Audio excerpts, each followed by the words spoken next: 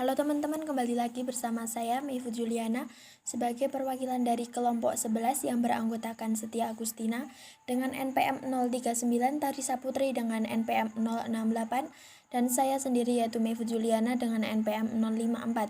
Pada kesempatan kali ini saya akan mempresentasikan terkait kesehatan lingkungan hidup. Yang pertama yaitu dengan sumber-sumber air. Sumber air dapat berasal dari air permukaan, yaitu air sungai dan danau. Air tanah yang dilihat berdasarkan kedalamannya dapat disebut dengan air tanah dangkal. Air angkasa adalah air yang berasal dari atmosfer, misalnya hujan dan salju. Kualitas berbagai sumber air berbeda-beda tergantung dengan kondisi alam serta kegiatan manusia yang ada di sekelilingnya. Air tanah dangkal serta permukaan dapat berkualitas baik bila tanah sekitarnya tidak tercemar. Oleh karena itu, air permukaan dan air tanah dangkal sangat bervariasi. Kemudian berdasarkan letak sumbernya, air dapat dibagi menjadi air angkasa atau hujan, air permukaan, dan juga air tanah. Berbagai syarat tersebut dapat dilihat pada daftar standar kualitas air minum menurut kualitas Keputusan Menteri Kesehatan RI nomor 97 Menkes SK 7 tentang syarat-syarat dan pengawasan kualitas air minum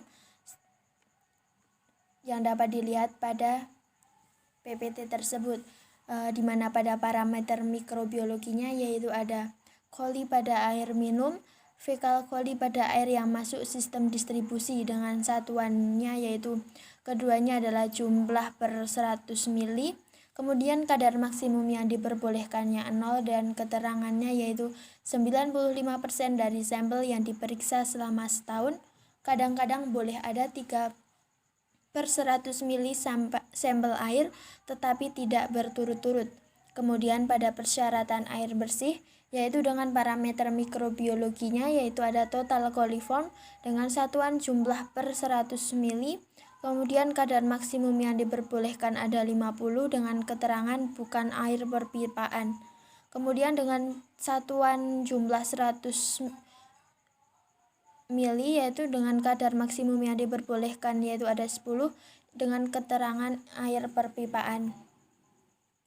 Kemudian yang selanjutnya ada standar kualitas air secara global dapat menggunakan standar kualitas air WHO yaitu kualitas fisik, kimia, dan juga biologi. Syarat fisik tersebut yaitu ada bau, kekeruhan, rasa, suhu, dan juga warna. Kemudian ada syarat mikrobiologis dan juga syarat kimia. Kemudian yang selanjutnya yaitu ada faktor-faktor yang mempengaruhi kualitas air minum. Yang pertama yaitu ada kualitas bahan baku, kemudian ada penanganan terhadap wadah, yang ketiga yaitu ada kondisi depot air minum, dan yang kemudian ada pengetahuan operator depot. Kemudian yang selanjutnya ada pengelolaan air minum. Air sangat penting untuk kelangsungan hidup manusia. Air dimanfaatkan oleh manusia tidak hanya untuk keperluan sehari-hari seperti untuk minum, makan, mandi, namun juga untuk keperluan lain seperti pertanian, industri pariwisata, dan lain sebagainya. Sekitar 60% dari tubuh manusia adalah air.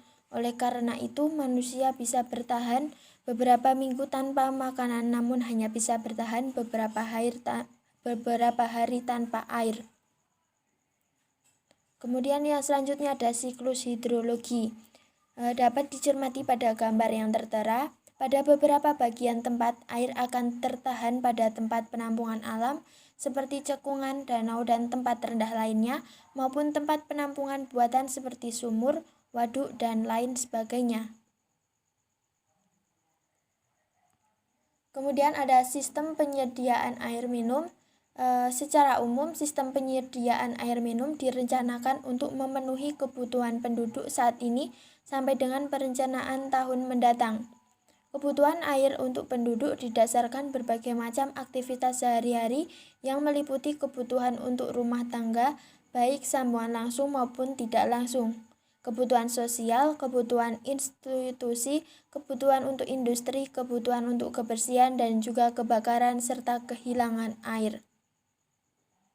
Pengembangan sistem penyediaan air minum atau SPAM merupakan pengaturan yang peraturan yang dikeluarkan oleh pemerintah untuk mengatur pengembangan SPAM yang harus diselenggarakan secara terpadu dengan pengembangan prasarana dan sarana sanitasi yang berkaitan dengan air minum.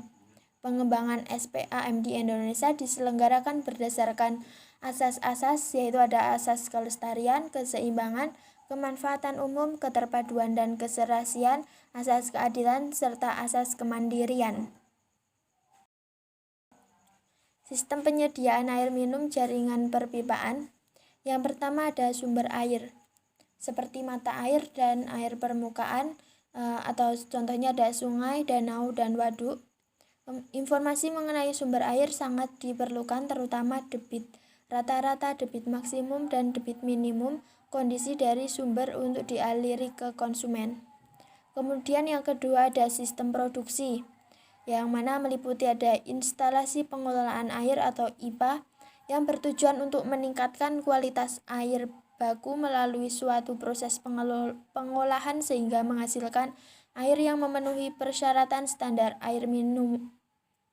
Kemudian ada pipa transmisi, merupakan sarana transportasi untuk membawa sejumlah debit air, baik membawa air baku dari sumber air menuju lokasi IPA atau transmisi air baku, maupun untuk menyalurkan air minum dari lokasi IPA menuju ke daerah pelayanan atau transmisi air minum. Kemudian yang ketiga ada sistem distribusi, yang meliputi ada reservoir yang diperlukan karena adanya fluktuasi dalam pemakaian air setiap jamnya sehingga sistem dapat memenuhi kebutuhan pada saat pemakaian serentak atau jam puncak. Jaringan distribusi untuk mengalirkan air dari reservoir menuju daerah pelayanan atau konsumen. Untuk yang selanjutnya ada sistem penyediaan air minum jaringan non-perpipaan. Sistem distribusi ini tidak menggunakan pipa. Unit pelayanannya adalah sumur umum, hidran umum atau HU, serta terminal air atau kendaraan dengan tangki air atau water tank. Sumur umum merupakan pelayanan air bersih yang digunakan secara komunal pada kelompok masyarakat yang umumnya tiap satu sumur umum dipakai untuk melayani kurang lebih 20 orang. Hidran umum adalah pelayanan air bersih yang digunakan secara komunal pada suatu daerah tertentu untuk melayani 100 orang dalam setiap hidran umum. Sedangkan terminal air adalah distribusi air melalui tangki-tangki air yang diberikan pada daerah-daerah terpencil atau daerah yang rawan air bersih. Kemudian yang selanjutnya ada sanitasi lingkungan. Sanitasi lingkungan adalah status kesehatan suatu lingkungan yang mencakup perumahan, pembuangan kotoran, penyediaan air bersih, dan sebagainya. Aspek sanitasi lingkungan sangat luas, hampir mencakup sebagian besar kehidupan manusia. Secara umum, definisi sanitasi menurut WHO adalah tindakan pencegahan penyakit dengan memutus atau mengendalikan faktor lingkungan yang menjadi mata rantai penularan penyakit.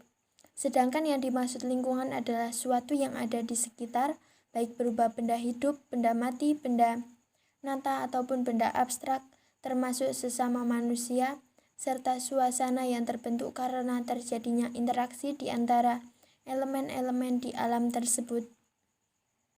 Kemudian pengaruh lingkungan terhadap kesehatan. Menurut Bloom, ada 4 peranan lingkungan dalam menyebabkan gangguan kesehatan, yaitu ada sebagai agen atau penyebab penyakit, kemudian reservoir, vektor, dan medium transmisi. Tempat pengelolaan makanan dan minuman mempunyai potensi yang cukup besar untuk menimbulkan gangguan kesehatan atau penyakit, bahkan keracunan akibat dari makanan dan minuman yang dihasilkan. Adapun syarat-syarat tempat pengelolaan makanan dan minuman adalah sebagai berikut. Yang pertama ada lantai, kemudian ada dinding dan langit-langit, kemudian ada pintu dan jendela. Yang keempat ada ventilasi ruang dapur. Yang kelima ada pencahayaan, kemudian pembuangan asap, penyediaan air bersih, penampungan dan pembuangan sampah, pembuangan air limbah, dan juga perlindungan dari serangga dan tikus. Oke, sekian presentasi dari kelompok 11 yang dapat saya sampaikan. Semoga materi dapat bermanfaat. Dan untuk materi yang lebih lengkap dapat dibaca di makalah. Sekian, wassalamualaikum warahmatullahi wabarakatuh.